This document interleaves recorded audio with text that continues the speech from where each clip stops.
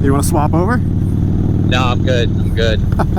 I had too much coffee. I don't want to ride your bike. I'm a little high strung today. This can be a mean bitch.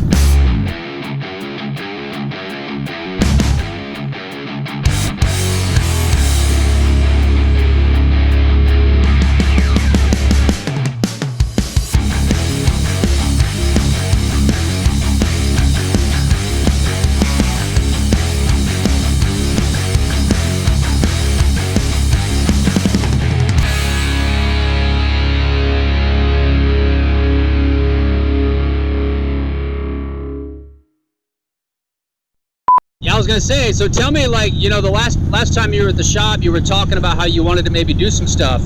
Like, what are you thinking? What are you thinking you want to do with the bike? Yeah, last time around I was up there, you know, I was wrenching on, you know, so one of the bikes, either my Grom or Miss Blockhead Sportster. How many bikes do you have, dude? 4. Used to have 5. Kind of owned like quite a few between like cruisers and sport bikes, back and forth.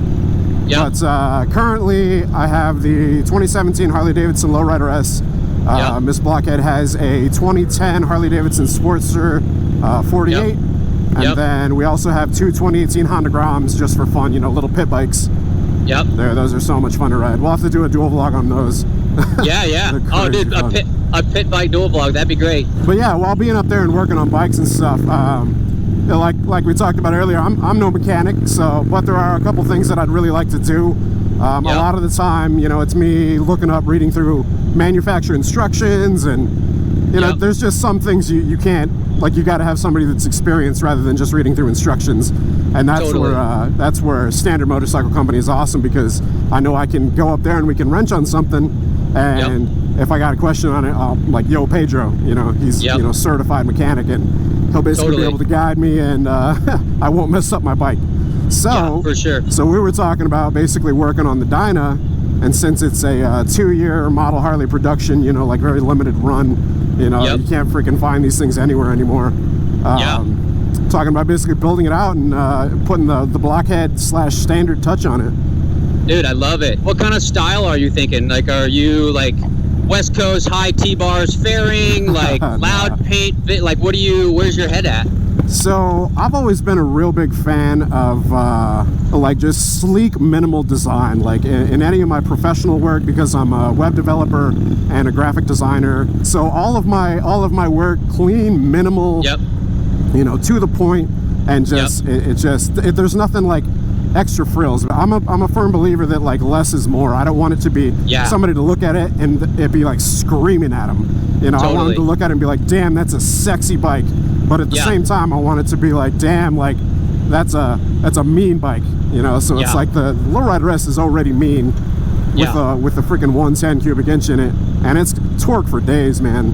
But yeah, I mean, we can obviously build onto that and then put some of those aesthetic touches on it that make it our own, that make it that much more like clean and sleek. Yeah, let's start there. Let's talk about aesthetics, right? So, like, you know, the tins, the fender, the paint job. Like, are we pulling the fender off? Are we modifying a fender? Are we painting it? Like, where's your head at?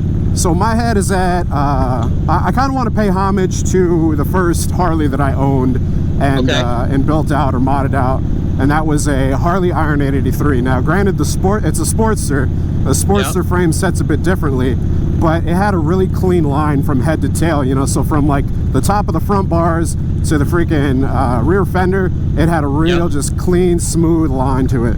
And so I kind of want to go that route with this as well. I tend to drift away from the whole like SoCal, like West Coast T-bars club style, you know, just because I feel like a lot of people do that.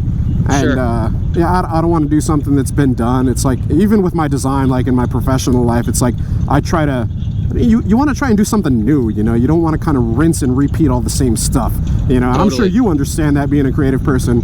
I agree 100%, dude. Yeah, so for sure. you wanna try something new, but, like, you know, kind of borrow ideas from other places and see what you can kind of put together and build on your own.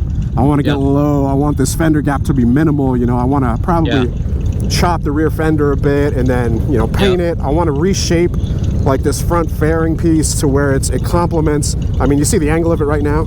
Yeah. Nah. Yep. Not yep. a fan. Yep. Yeah, I'm with you. It looks okay, but man, I think we could make it complement, like the front of it, you got a line going down here, but then you got the line of the forks this way, and then you got the line of the bars. It's all, it's a cluster up there. So like definitely redesign the fairing, if we do a fairing at all, you know, drop the bars a bit probably, either that or just angle these back more. I thought about going with a different tank. I do like the gauges though, you know, especially the analog tech. Definitely a different paint job, black and gold more than likely. Maybe changing out the forks, performance upgrades on the engine, maybe definitely a different exhaust, you know. I heard you were good at doing some handcrafted, so I mean, dude, I gotta tell you, like, your bike, I mean, you know, viewers can't see it, but I'm sitting next to you at a traffic light and I'm looking at it, and your bike is great as it is. I think, like, you know, what we need to do is just tweak it, improve upon it. That's the thing. It's like it's got a very solid foundation, I think, but there's like little things that we can do that can put it over the edge, I feel like. Yeah, I think, you know, performance for one, dude, definitely. Like, you know, I told you, I was talking to my boys at S&S. You know, let's go ahead and get like a big bore kit. Let's get cams. Let's basically get all the goodies that S&S makes. Oh yeah. And let's just jam them in that thing. How's that sound? Sounds awesome to me, man. I'm excited to hear that. Especially S&S, man. They're a really incredibly reputable company, so. Totally. No, dude, I think, like, let's start with the performance. You know, the aesthetic, I think I got a feel for what you want to do. Like, I love the black and gold, that traditional, very clean, minimalist look. Oh, yeah. You know, we get the engine done. Let's build a really nice in-house, like, you know, 2-into-1 custom exhaust. You know, or we can look at, you know, there's some other options out there too. But suspension is what I really want to focus on with you, because you're a bigger dude, and when you're a bigger dude and you lower a bike with traditional shocks, you really sacrifice a tremendous amount of handling. Right. And, you know, people don't think that handling is important in Florida, but just like that barricade was right in the middle of the road. Oh yeah, the guy with the car. We have tourists here, and you got to be on a bike that you can move with to be able to ride in Florida. Yep. And we might not have like canyons or like twisty roads like crazy, but no. Yeah, but we got tourists and we got like terrible drivers. There's actually been a couple of videos that I've had where it's like me having to swerve out of the way because people coming into my lane or whatever. Totally. Yep. No, I get it, dude. And that's why. So, like, I think we should reach out to Fox. Oh, sorry, we're not turning here. We could reach out to Fox Suspension. I'll get a hold of some stuff from those guys. We'll make that work. You know, so we can still go lower in the rear, but we can do them with like a proper cartridge shock that's going to, you know, actually handle and suspend the bike properly. Yeah. And then up front, you know, we can get some drop-ins. There's several different options out there.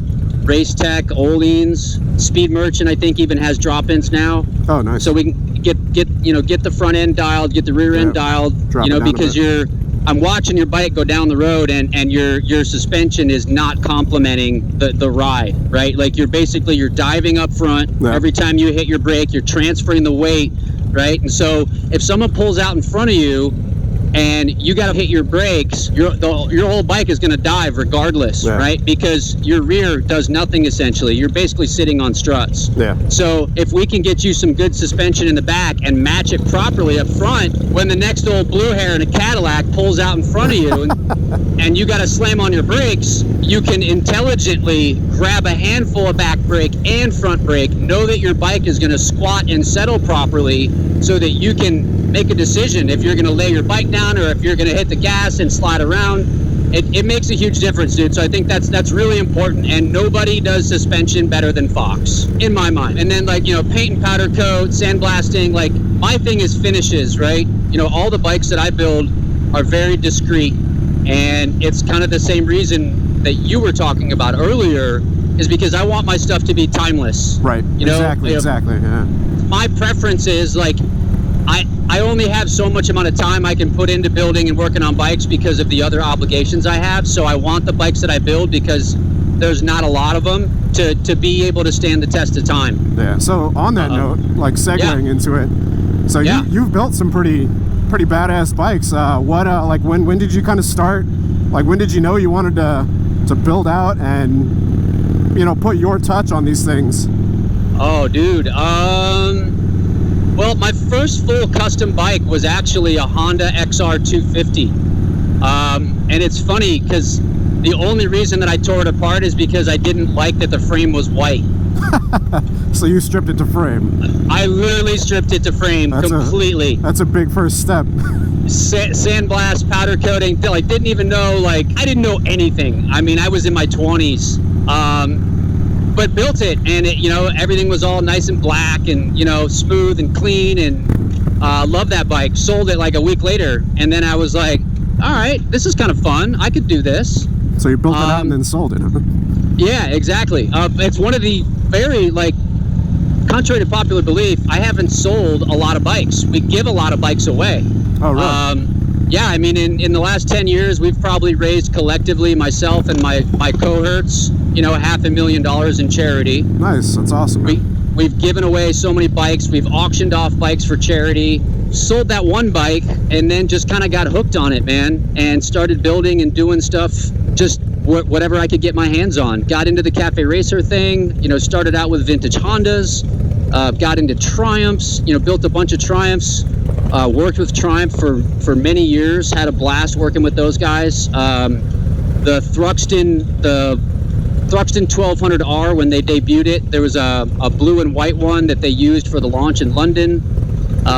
We designed the bike with Triumph, so that was pretty cool.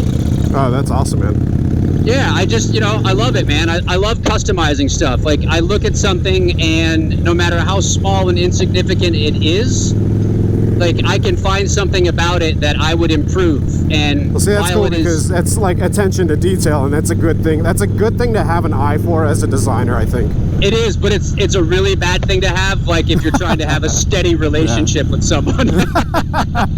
Yeah, relationship-wise, that psychology, it doesn't pertain the same way. You gotta be able to live with some things. Yeah, totally. No, I'm only kidding. But yeah, man, just, you know, customizing bikes, and you know, now that we've got the co-op open, right? Like, the goal is to teach other people how to customize bikes and how to you know, take things that are in their mind. I mean, we can literally, dude, if you have a tail light, right, and you want to make a custom bracket for the tail light, we can, at the co-op, we can teach you how to make a paper template, transfer it to cardboard, put it into AutoCAD, use our 3D printer to print a 3D model, test fit the 3D printed model, and then use our plasma table to cut it out. That's and awesome. Then sandblast it, powder coat it, bolt it on your bike, and roll out the door. So from start to finish, inception to creation, dude, you guys got right? it all. Well, we don't. Everybody does. Everybody making it a part of it, right? Right. It's not just standard. It's you. It's your friends. It's everybody else, man. That's what's so cool about it. The network that you guys have, or that, I don't know, Standard has. Yeah, the group, man. It's the crew. You know, it's the membership. It's the club. It's the body, right? Yep. That's what makes it so special, and I think that's what makes it so different. Is that, you know, we don't cast shade on certain types of riders. Like, it doesn't matter who you are or what you ride. Like, if you want to come hang out at Standard, you come hang out at Standard. Dude, that's awesome, man, because I've preached that message on my channel for the longest time. Doesn't matter what you ride. I always say, for the love of two wheels, you know, it's like being on, or if you're in a girl, 3 wheels. Yeah, totally. Yeah. But yeah, man, it's just about the experience of riding a motorcycle. It's like not like anything else. And so originally when I started up, you know, it's like I started out as a Harley channel, as like some people say, because my first bike was a Harley Iron 883. Sure. And so I was doing how-to videos on it, and, you know, just riding around town on it and doing vlogs and just messing around with the camera on the helmet, you know. And so it attracted a lot of the Harley crowd because there wasn't really any Harley motovloggers out there. I ended up getting a Yamaha R6 because, like, I've wanted one since I was 18. It's a freaking, like, a super sport 600cc badass sport bike, you know. Totally. And then I started getting a lot of hate, and I'm like, I didn't understand it, because I'm like, I don't get it. It's still a motorcycle. Why are people hating? And then it was like, you started getting those people that were brand loyalty, like, you know, just kind of crazy, and like would turn their nose up at a different brand bike just because it was a different brand bike. And I didn't understand that, because I'm like, it's essentially the same. It's a motorcycle, you know. It's not the same machine, but it's the same experience. but a little different. And so I'm like, yeah, I don't do this for the love of one motorcycle or brand. It's for the love of two wheels, man. Well, you know, and that's an interesting thing, dude, right? Because I can relate that really easily to hooligan racing, right? So racing is like an unobtainium thing for so many people. Hooligan racing, literally anyone can show up at a race, and as long as your bike passes tech, you can be a part of it. You know, so it doesn't matter who you are or what you ride. And I think that so many people are missing the real beauty of motorcycling because they get caught up into cliques and other like weird stuff. And that's why I say, you know, I think so many people miss out on the real like radness or the real beauty or the real freedom. Hold on, I gotta do something real quick. Yeah. Go team! Go team! Go team! You gotta hit Pedro on the butt! It was so good. I love it. Yeah, dude. Well, that's what I was saying before, right? There's no tough guy bullshit. It's like, I don't care who you are or what you ride. If you want to ride, come ride with us. And I'll tell you, I have met some of the most unsuspectingly cool people that I would have otherwise probably, frankly, ignored. Yeah. Because I like everyone else, it happens to all of us, right? You have a thought about people when you look at them sometimes, and it's hard to break that human nature. But in the motorcycle world, breaking these barriers down by bringing more and more different people into the fold, we're doing that, and that's awesome. Yeah. You definitely got to kind of dismiss those stereotypes and totally, you know, just accept people for loving two wheels. I mean, yep. It's funny because I've got a Grom, and so people see me on a Grom out and about. People that ride Harleys usually don't wave at me if I'm on my Grom. Little do they know, the other bike is this bike. Woo! Of course, Project. Good crew. All right, let's take a breather, change my battery, and we shall continue. This is all right. This has been good, man. Good time, dude. Good Thanks so for far. inviting me out, bro. This is good.